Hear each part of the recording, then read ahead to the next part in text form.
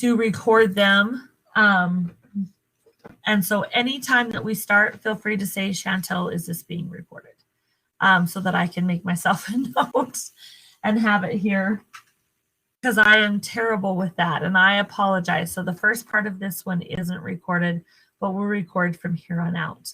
And I have a few announcements for you at the end, and we'll go over the module. So part of clinical, the PN clinical coordinator will arrange your clinical time for you at various hospitals. Shelby, do you have a comment? Maybe not. Each clinical will have an instructor that you report to. So same as PN1, you need to be on time and attend every clinical. We are so jam-packed for clinical sites this semester, and our classes are so big that really try your best to stay healthy and be able to be to your clinicals, because our makeup time is really difficult to do. Oh, that's okay, Shelby. A failing clinical grade will result in failing the course. And then please see the PN student handbook and clinical handbook for further information for your expectations for clinical.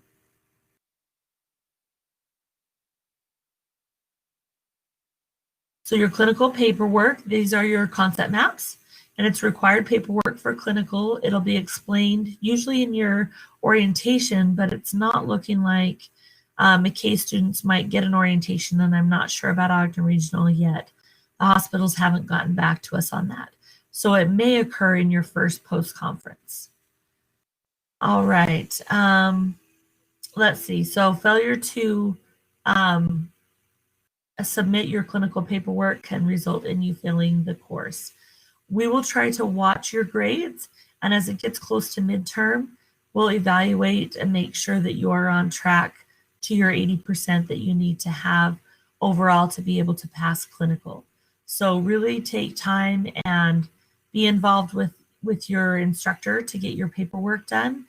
And really look, we take a lot of time in putting comments for those. So really utilize that and make sure that it helps you with your next concept map. You'll have 2 skills exams, so a midterm and a final. They include all of the skills that you learned last semester. You won't learn new skills this semester. So you will have a clean skill, a sterile skill, and a needle skill or medication administration. And you will have, those are sub-Q or IM. They're randomized. And so you may end up with one of the same skills. You may end up with all 3 different skills. It just depends. So that will happen at midterm and at final. So when you see those on your calendar, that's what it means by midterm skills and final skills.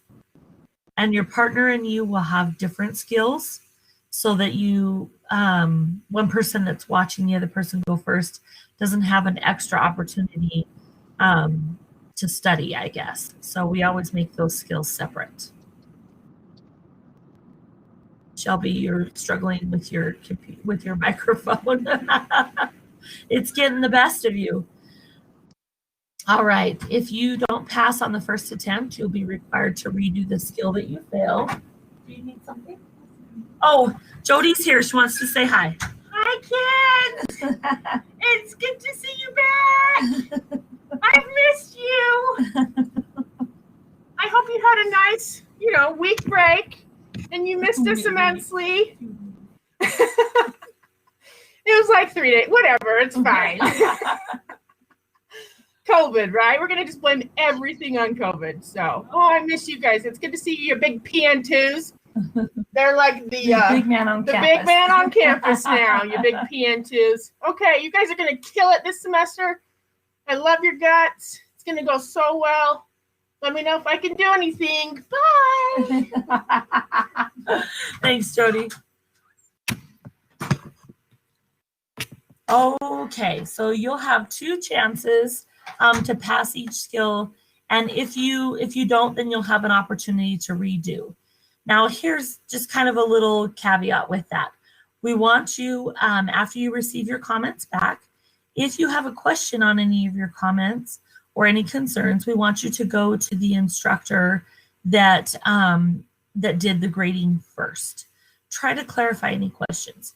If you feel like you would like a second instructor to look at your video, then please let them know that you would like a second instructor to do that. And we will have the instructors that do those pass-offs be the second instructors. So Annie and Carolyn do PN2 videos. And so if Annie grades it and you want a second opinion, then Carolyn would be the one to look at it. However, if it comes time to just do a redo where you're like, yep, I failed that, I knew I did, it's okay, I'm just going to redo it, then any of your instructors that are available anytime that you're on campus are willing to do that.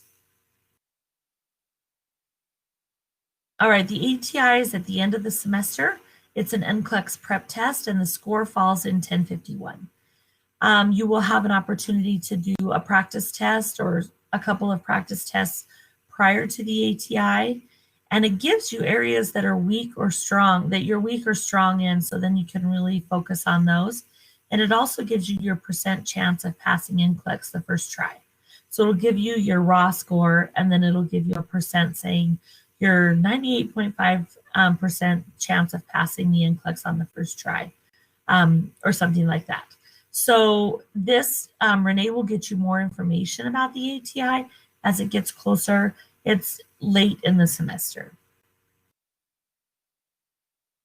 Okay, and then we've got a few testing strategies. So let me take you to Canvas.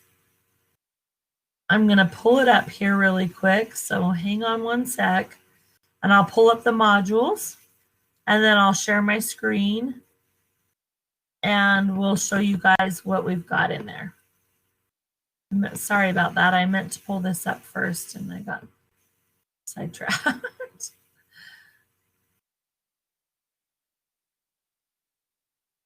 Alrighty. Okay, let's see if it's going to behave and share our screen.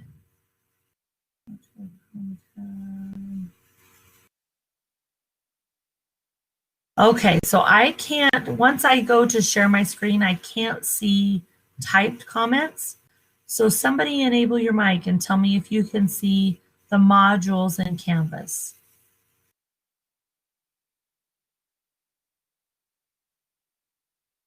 Yeah, we can see it. Oh, perfect. I love it when it works like it's supposed to. Okay, so right here at the top, you have your course information. You have your welcome. This is a little bit about Vicki and I. You've got your syllabus here, and then your course exam and outline.